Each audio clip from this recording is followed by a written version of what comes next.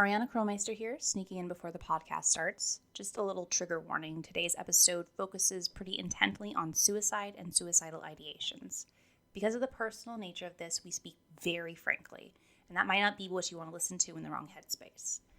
Suicide is very serious and permanent, so even if you don't listen to this episode, we always advocate that if you or someone you love is considering suicide, you reach out to a loved one, a professional, a suicide hotline, or someone who can help or even just listen. You'd be amazed how much talking can help. Please take care of yourselves and one another, and without further ado, here comes the episode.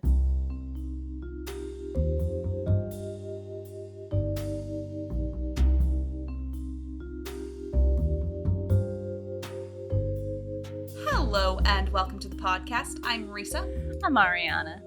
And we're the Krolmeister sisters. As a reminder, this podcast is rated T for teen for strong language and mature themes. Don't like that? Then you're in the wrong place, my friend. How did you get here? Get out. Go. If you want more Nancy Drew content in a clean family setting, you can head on over to Tammy Tucky's podcast, Unlocked, where I hear sometimes, occasionally, once in a blue moon, she talks to people about things. And stuff. So what are we talking about tonight, sister? Oh, we're gonna keep it real light tonight, sister. We're gonna talk about the true life of I don't have the notes up. Shit. Give me a sec. I'll wait. We'll wait. I have to say that I really liked when you counted down, and then you got to 1, and one of my neighbors slammed their door, and I was like, good, get it out of the way. Where is it? I'm dying. Is that it? Is this episode 182? Yes. Yes. Open. Jesus. Okay, today, 5 minutes later, today, we're looking at what really happened to Kasumi Shimizu. Yeah, so, last week, when we're recording this, there was a speed running relay race for the Nancy Drew games, an entire series. It was really awesome. And while I was watching this portion on Shadow at the Water's Edge, someone in chat said, well, what do you think really happened to Kasumi? And well, let me tell you, friend. I said in the chat, I was like, it's implied that she committed suicide. And one of the commentators on stream was like, no, it's not. And I'm like, I mean, it was. Yeah. And then Karen, of Karen Plays Nancy Drew, said, I mean, when I was playing another time, I found another letter by the teapot that did really lend to that theory. And someone goes, what letter by the teapot? And I'm like, oh, I see. Is that one that a bunch of people just didn't find? And the answer to that is apparently yes. Yeah. A bunch of people didn't find that one, which is interesting. So, what we're going to do is we're going to talk about what, in text we have to talk about Kasumi, which, by the way, it's pronounced Kasumi, just like it's pronounced Miwako, and it's pronounced Rentaro. Just putting that out there. Sorry. Is this a problem? Yes. Just going a little crazy. Uh-oh. Just listening to other people say the words. And Nancy herself, the entire time, Miwako, Rentaro. It's like... Rentaro. Really hit those R's. Let them know you're American. Yeah. So, first things first. The letters. This is what we have. We have 4 letters that we can find in the game, plus 1 letter that's kind of a will situation which is later. So we have 4 different ones we can find. There's one in Yumi's apartment. There's one in the puzzle box by the front desk. There is one in the culture room, which is by where you open to get the teapot. And then there's the last one under the bridge that you have to fold into origami. Mm-hmm. So the general gist of these letters, right? Yeah. Are all pretty intense, to be honest. But like the first one we get in Yumi's apartment, right? It's just she's talking. All of these are letters to her friend Marianne. We don't know exactly who Marianne is. It seems like they grew up together, perhaps. Marianne now lives in the United States. She has a family. That's what we know about Marianne. So to me, I always assumed that she was like a Navy brat or something. Like her dad was stationed there, and that's how they met. So that's my personal headcanon on that. There is nothing to say we actually know how she met Marianne. Did they just meet? Well, she says that they knew each other as children, so it can't just be that they were pen pals. Yeah. I feel like I always kind of figured it was one of those missionary school things. Mm. So yeah. We've known some people who've gone to missionary school in Japan. Yeah. It's like, oh, okay. Didn't know that was a thing. Apparently. But yeah, that's kind of what I've assumed. Yeah. So basically all of these letters are ones that Kasumi never got to send to Marianne, obviously, because we are reading them instead. The first one is just about talking about how, like, Yumi and Miwako are... Do we want to read them? Yeah, sure, we can read them. Okay. So the one in Yumi's place is, as usual, these letters are piling up and I haven't made it to the post office. It was great seeing you during your visit. Hurry back soon. I know I promised. Sorry, it's a little fuzzy because I was getting all of these from screenshots from YouTube videos because I couldn't just find the screenshots anywhere. It was great seeing you during your visit. Hurry back soon. I know I promised to make my way over to the States, but life always has other plans. The girls are keeping me busy, and the ryokan is double booked as usual. Yumi wanted me to tell you that she had a nice time during your visit, although it would be hard to tell with her pouting for the... Pouting for the cheap seats the whole time? I assume that's like pouting about the cheap seats. Oh, okay. About how they were cheap seats. Yeah.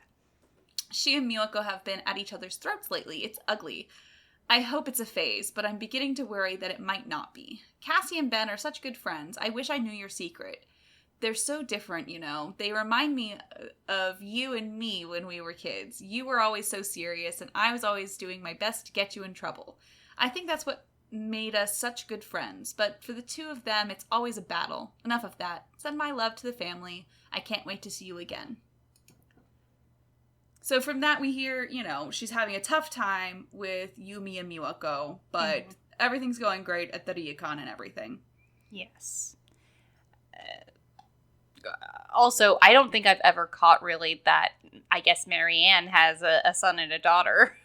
Yeah, she has children as well. I never really caught that part of the letter. Anyway, also, double booked as usual, bad business, just saying. But yeah. It is. Is the next one... that's the one in the puzzle box. Is. Yes. So okay. if you want to read that one. I was making sure. Okay. The one in the puzzle box. It's finally winter. You'll be here in a few weeks, and I might just end up giving you this letter in person. Sorry. It snowed for the first time last night. It's always my favorite night of the year. Miwako and Rentaro came in the house looking like a couple of snowmen. We had hot tea by the fire, and for a full 10 minutes, Rentaro was too cold to talk. That was really nice. God. It had been a while since I had spent any time around Miwako, and for once I caught her in a chatty mood. She's gotten so quiet lately. She's been like a shadow wandering around. Oh, shadow. She's the shadow at the water's edge. Sorry. Ooh. Around the house. But last night, she was back to the funny, goofy girl I remember from... Not long ago. It's like 4 down on the next screenshot. Sorry. From long ago. There we go. I had to actually find it. Then you won't believe this. Yumi came in and joined us of her own free will. And then my mother came in and we all played a game. No one was forced to join in. There was no bickering. Rentaro didn't even have a freak out over the rules midway through.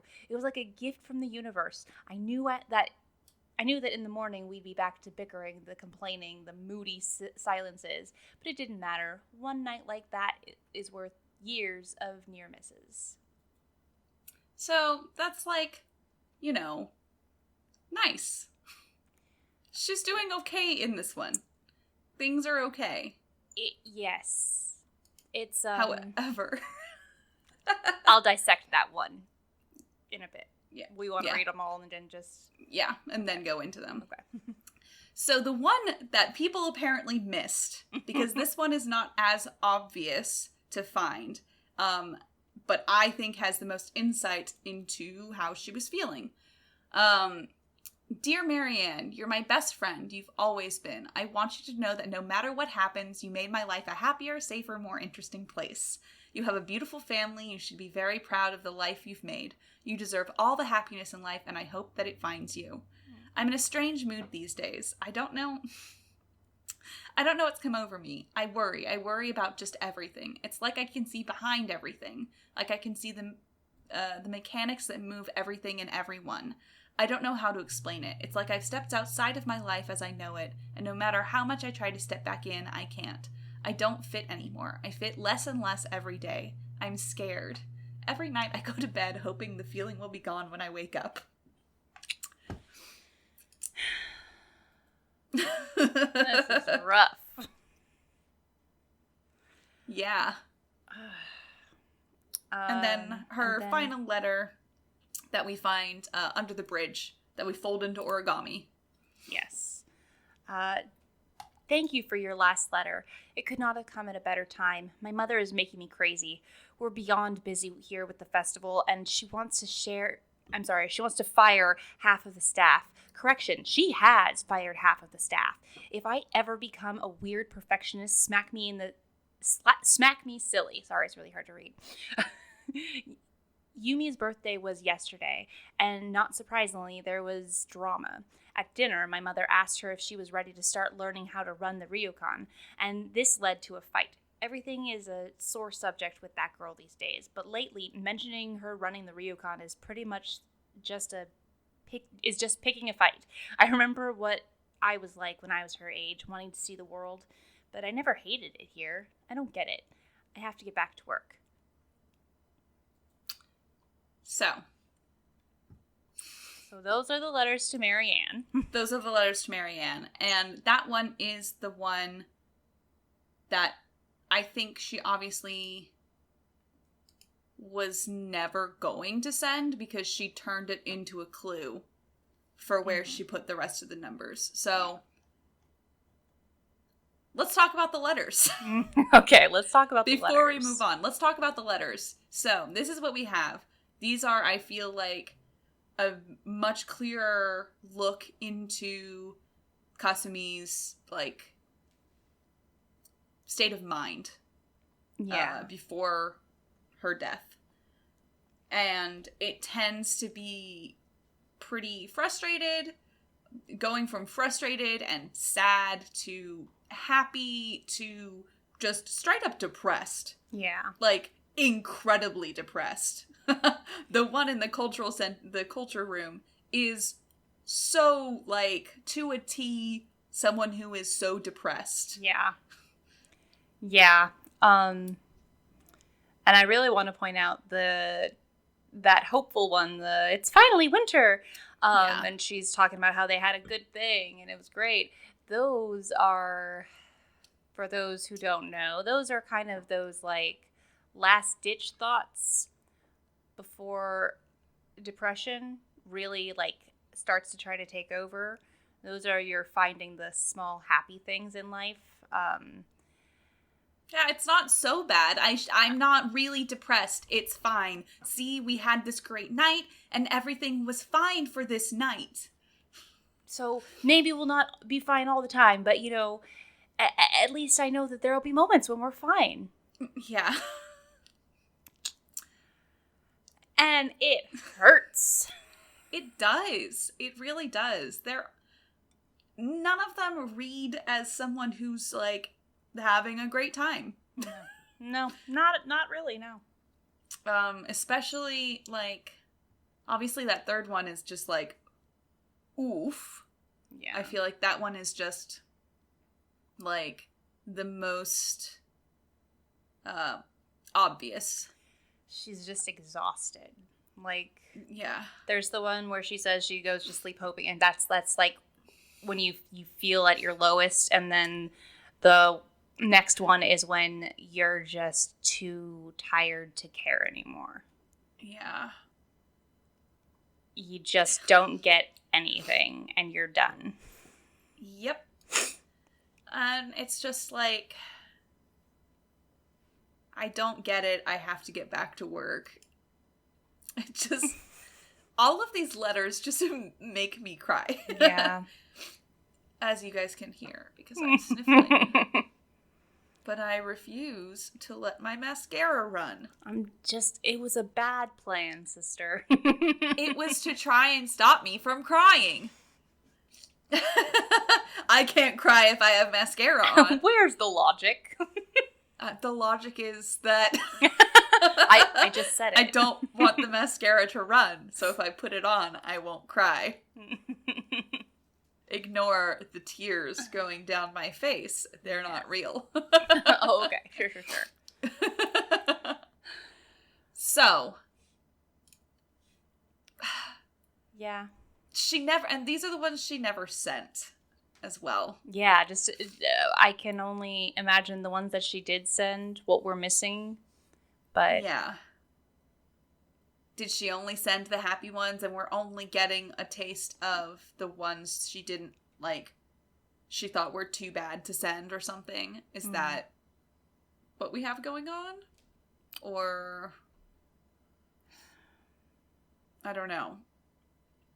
So, there's our first little look into and I totally who she was. get her as a letter writer, because, like, whenever I've, like, tried to write letters, I have a letter sitting around from when Lila was born. Sarah's kid. Mm-hmm. I'm just like... And she's, what, 4 now? Yeah. Amazing. But yeah. So that's, like, lead up, right? Mm-hmm. And I'm assuming that last one is, we're talking about Yumi's birthday. I'm assuming that's her 15th birthday. Yeah. Because that's when, supposedly, she gave Yumi her half of the numbers to solve the nonogram. Mm-hmm. The monster nonogram. The monstergram. The monstergram. That sounds like something that, like, horror artists use for Instagram. Yes. But then we see her, I always call it her will, but it's not really a will. It's her letter to her daughters that she puts in the safe, which is basically a will. It's basically what she's done. So, for some reason, this 42-year-old woman wrote a letter to her daughters saying she would probably die soon. Like, she didn't die of a disease. She just No, it's fell not like and she died, had, supposedly. like, yeah, she didn't even have, like, anime mom disease or something. She just...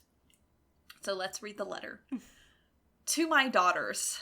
I hope that you will never need to see this note, but I'm worried that I might be leaving you much sooner than I want to. There are a few things you need to know. First, you need to take care of each other. If you've found this, it's because you've worked together. Keep it up. On your 15th birthday, I will give you each half of what you needed to find this note. So she planned this before Yumi's birthday. Mm-hmm. I know you'll be able to work things out between each other if you try. Please try, as a favor to me. Second, the ryokan is just a place and nothing more. Neither of you have to stay to take care of it. These are your lives. You have to live in a way that makes you happy. All I ask is that you work out your decision together. Finally, if you're reading this, then I'm sorry. If I had my way, I'd be there for you always. You want to read the last paragraph? Yeah, I'll read the last paragraph. For you always. Take care of each other and take care of your grandmother. I know she disagrees with what I want for you two, but don't take that personally. That makes more sense. In her own way, she only wants what's best for you too. So, why would a perfectly healthy 42-year-old woman write this? Unless y'all are going to tell me that she was psychic and knew some ill portents was in the future and that made her depressed for a while. Or maybe she wasn't depressed and everything's at face value, is that she can see behind everything and see the mechanics that move everything and everyone. Yeah. So maybe it was just, she was just psychic. Maybe. Or maybe, hear me out, mental illness. Yeah. Like, yeah. Yeah.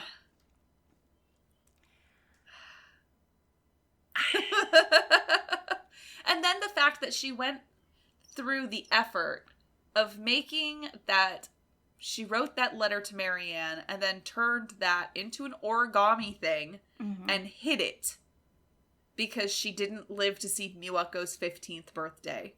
That tells me that she, because if someone was planning on then giving it to her daughter in 2 years, she would have kept it, but she didn't.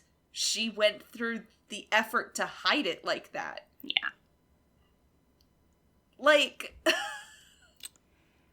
These do not make sense for somebody who just had an accident.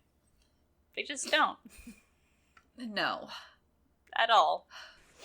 So the last of the facts that we have that are not colored by someone's, perception of what happened is the article that we ask people to read to us. And then everyone says no, and Miwako kills you. Miwako just straight up kills you. Yeah, you're fucking dead. You just die. You get murdered. One of the second chance screens literally says, well, at least it was Miwako who got you and not the ghost. Wait, what do you mean Miwako's in her room? What? What? Is that second chance screen what? Suggesting that the ghost killed Nancy in that moment? What? Did Kasumi's ghost just go, stop torturing my daughter? Right. And just murders her. What the fuck?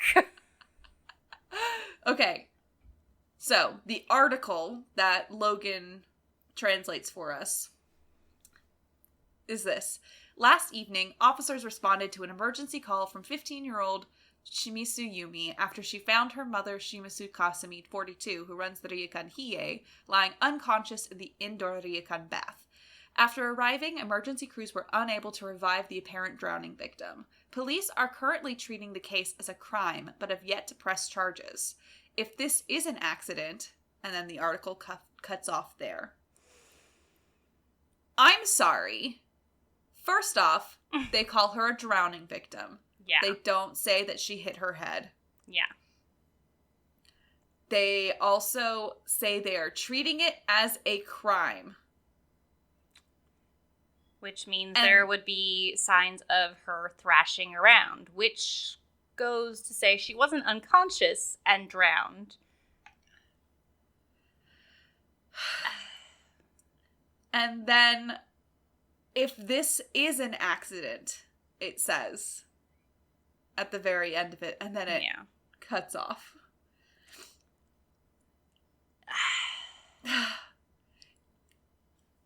This, I mean, yeah, there's no head wound mentioned. There's no. She drowned. She drowned. She was a drowning victim in a small pool of water, basically. Because we go in those baths, they're 3 feet deep. Yeah. Which is you can drown in 3 feet deep, but it takes a lot of effort to drown a 42-year-old woman in that kind of, a child, yes, sure. But, a grown woman. You don't just drown in that small amount of water. No, it doesn't make sense. So that's what we get. Those are our facts. We have the letters, the will, and the article. Everything else comes from other people. And really the only person we get to talk about the situation is Takai. Mm-hmm. So that brings us to the next section. Takai and Yumi both feel guilt and, like, responsibility for her death. Why? Because that's the real question here, is why do they feel guilt about this? Especially with Takai, right? I'm saying her name wrong. I apologize. Takai? Takai. Is that Takai? Takai, okay. Yeah. Takai says it's her fault. She says that she was supposed to clean the baths herself, but she pretended to be sick so that Kasumi wouldn't go out and see Marianne. And so she had Kasumi clean the baths. The like, more natural-looking baths, right? And she says that she never let Kasumi clean those baths before. They were very slippery, and only she had the knowledge of how to get around them properly. Yeah. That seems so unlikely to me. It really does, doesn't it? Especially since... So then what does her reasoning running... matter? Like, if it really was an accident, then what does her reasoning for keeping her there matter? The reasoning matters because she knows that she feels like she made her daughter unhappy, and that's why. And that's when she uses the sparrow analogy. And that is really, really telling. So let's just first off say that suicide is a taboo in Japanese culture. Oh, yes. So it is a huge taboo. Mm-hmm. And at the time that this came out, there was a huge spike in suicide rates in Japan. It's back down to lower than the US, but still higher than, European countries on average, right? Yes. Obviously, the US has very high suicide rates, so, but... We're like, fuck you, Japan, we're gonna take it further. Yeah, but basically after the recession, it was really bad for a while. But it has gone back down, thankfully. So, but at the time it was still a very huge, taboo, and if someone did kill themselves, it was not talked about in that way. Yeah. We're not gonna say they died by suicide, right? That's not how it is. So the fact that no one says it doesn't mean that it didn't happen. Yeah, exactly. I just want to put that out there. I know other people are like, but they say it's an accident, so it's an accident? No. So the sparrow analogy, if you guys somehow have forgotten or have not played the game, and if you haven't played the game, you shouldn't have been listening to any of this. Right? This was a bad pick for listening. This was a bad episode. But first off, Takai says basically that Marianne was encouraging Kasumi to question her place at the ryokan, and Takai felt that Marianne was encouraging her to leave. Yeah. We don't know if that's true or not, but that's what she felt. Mm-hmm. So she gives us this analogy of when she was a little girl, she had a sparrow that would come to her room sometimes, and she was in love with it, so she used seeds to try and lure the sparrow into her room because she loved it so much and she wanted to keep it. And then that day she lured the sparrow in, and she closed the window, and the sparrow freaked out and just was trying to get out no matter what. So she opened the doors, trying to let the sparrow out, opened the windows, and Nancy asks, "Did the sparrow make it out?" And Takai says, Kasumi wants to, right? She doesn't answer that question. It's obvious that in this story she's telling, the sparrow didn't make it out. Yeah. So she's saying this about Kasumi. Yeah. Is she talking about this about Kasumi's life, or what she thinks is her spirit is waiting there? Yeah. I feel like it's a little of both, because it's like she feels that yes, it is Kasumi haunting this place because I drove her to suicide, and because she committed suicide, her spirit is what am I looking for? Trapped? Well, I mean, yes, but no, is dishonored. And so she can't, like... Give me 1 second, the cat closed the door on herself. Hi, baby girl. Let's open it back up. Yes. Oh. There you go. Poor baby.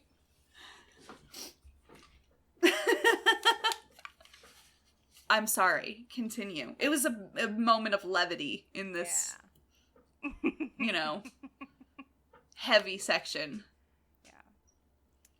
What you were saying, though. Oh, no, but I think that because that is one of the ways in which they believe it is punishment for suicide is your spirit cannot go to where your ancestors are. Yeah. It can't. You are now stuck. Bound. You're gonna turn into a demon, basically. And she feels like she forced that on her daughter. She's like, and I wanted to keep her closer. She wanted to keep her closer, and it ruined not only her life but made her stuck here in death. Yeah. And I can imagine that being an absolute nightmare. Yeah. Like, for Kasumi, but for Takai, because she clearly has the understanding that she was just being selfish and trying to hold her there. And so she's taking the whole burden on herself. And it is heartbreaking. Yeah. Yeah. So, then we move on. Yumi. Why does Yumi feel guilt in this situation? She found her mother's body, so that's traumatic as fuck, right? Yeah. We know this. We know that she found her body. And why then does Rentaro uses that letter that's in Yumi's apartment, right? On the window is that haunt that it ends up, it's meant for Yumi, but it ends up being seen by Nancy, where it uses that like letter and then it just shows the I know your secret Yumi. I can't wait to see you soon or whatever it is at the end. What is the Rentaro alluding to here? Because we know that he and Yumi are friends. They hang out, they talk. That's how he had access to her apartment to stage that, which we know from what Yumi says that sometimes he stays there. Yep. What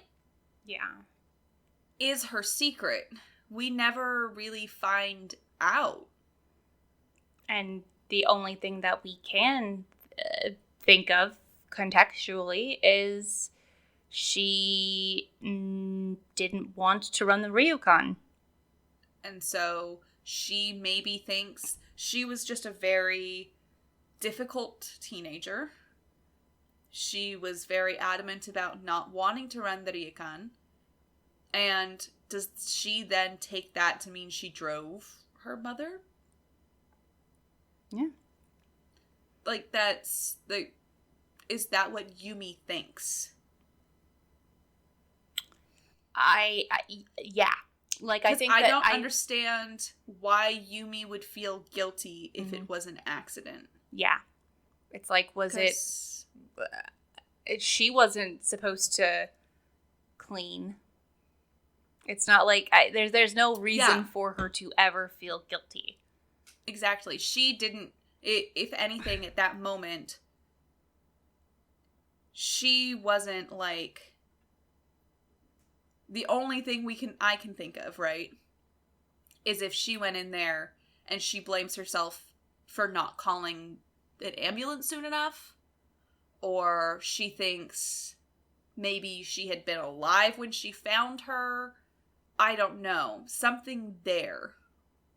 I should have found her sooner. Yeah. Those are and even then, she doesn't speak to any of that. The things that she speaks to are not wanting to run the Ryukon. Yeah. And so, this lends credence to, she feels like she was too difficult, and that's why her mom committed suicide. I have to say that Yumi and Takai's storylines are just distressing, but they are beautiful and beautifully written because these are reactions to suicide for loved ones. So we see the suicidal thoughts in Kasumi, in her letters, in her, all that. And then we see how that suicide, so we see how suicide affects the person who suicidal thoughts, rather, that bring them there. And we see the fallout, what happens to the people that are left behind. Yeah. And that's a thing that I think people who don't have a history of depression or suicidal ideation don't understand, that it's not all about I'm gonna have to put a trigger warning. Oh no, I already said I'm gonna record a hey guys, a little thing this at is the Ariana. Being like, hey, we're gonna talk about death by suicide, due to the suicidal ideation, depression, trauma. Yeah, but for people who are don't know, right? Mm-hmm. If you don't know that suicidal ideation is not simply, I want to kill myself, I am planning on killing myself. Yeah. Suicidal thoughts also include not being able to see yourself in the future. Mm-hmm. They include wishing you just didn't have to live. Yeah. I don't want to be dead. I just want to not exist. Exactly. Yeah. I just want to be like right outside of life. I don't want to die. I just don't want to be here. And you see that specifically in, I'm worried that I might be leaving you much sooner than I want to.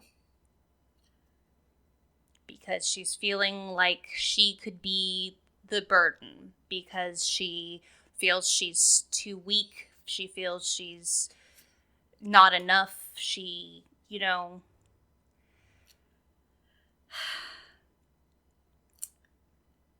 Yeah.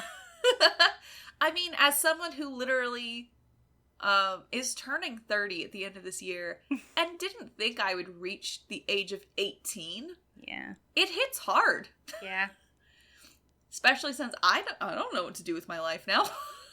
Right? I thought I'd be dead by now. What are you fucking talking? Exactly. Yeah. So it is, I think, maybe because both of us have been there. Yeah. We are reading that into the situation. So what really happened? Face value, the one that a lot of the fandom does just believe. Mm-hmm. She slipped in the baths. She fell. She hit her head. She drowned. It was an accident. There's just... Maybe they didn't put it in the article because... Yeah, maybe they hadn't done the autopsy yet. They did say we are treating this as a crime. And so they may withhold certain pieces of evidence so that it's not, widely known to the public. That's very possible. Very possible. But what do we think happened? She done did kill herself. I think she died by suicide. I don't know what I wonder, based on the fact that the fact that it's considered a crime, a possible homicide, and the fact that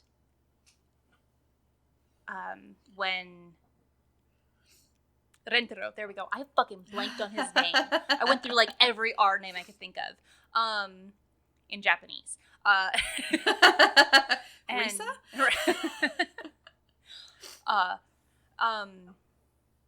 But no, why did he used a net to try to drown Nancy? And since we like don't hear anything about like there's no like rocks in there for Kasumi to drown herself. I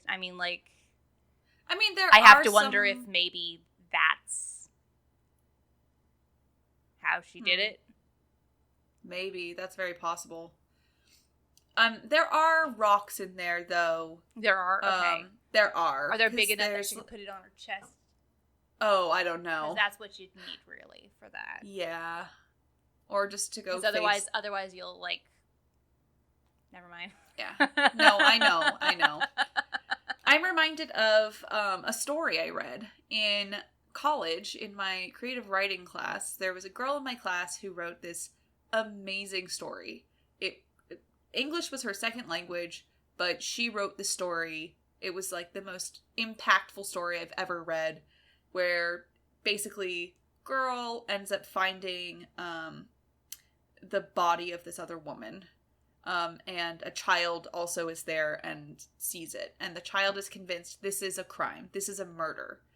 And the main character of the story is talking to him and like, she could have just killed herself, right? This is something that could have happened. And the kid says, no one can do that because my mom tried to do that with me, and she ended up giving up because we couldn't stay down, basically. And that is what this reminds me of. Like, you have to really want to drown to drown. Yeah.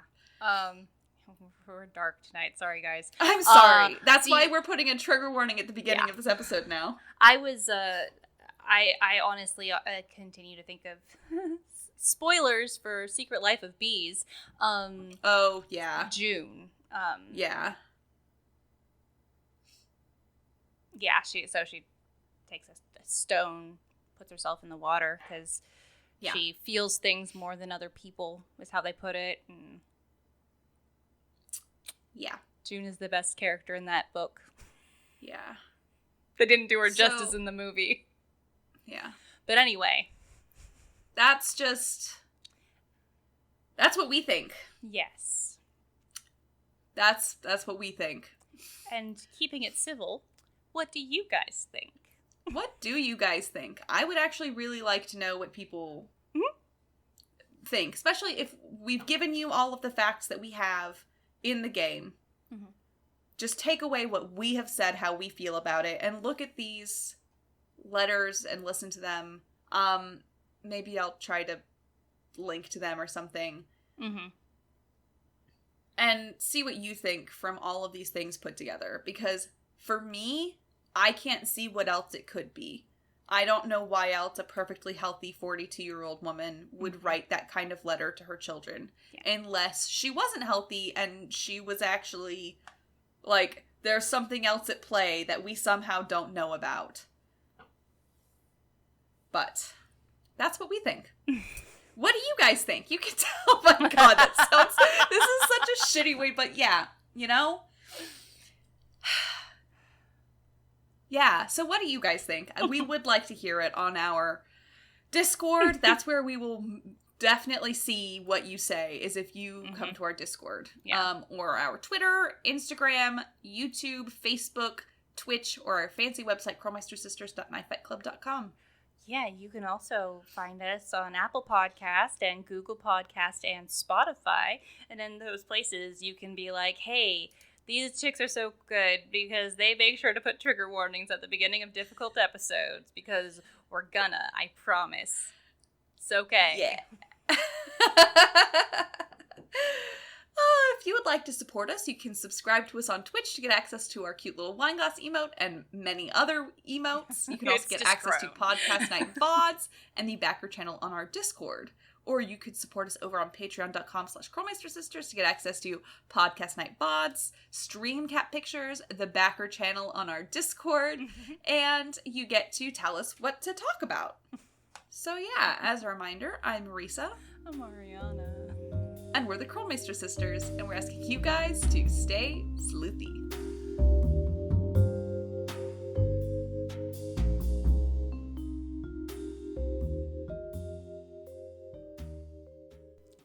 Just another reminder, if you or someone you know is struggling with suicidal thoughts or depression, please reach out for help. In the description, we're including a link to the list of suicide hotlines to call or text all over the world. Please be safe and kind to yourselves and one another. And know that I love you. You can do this, super sleuths.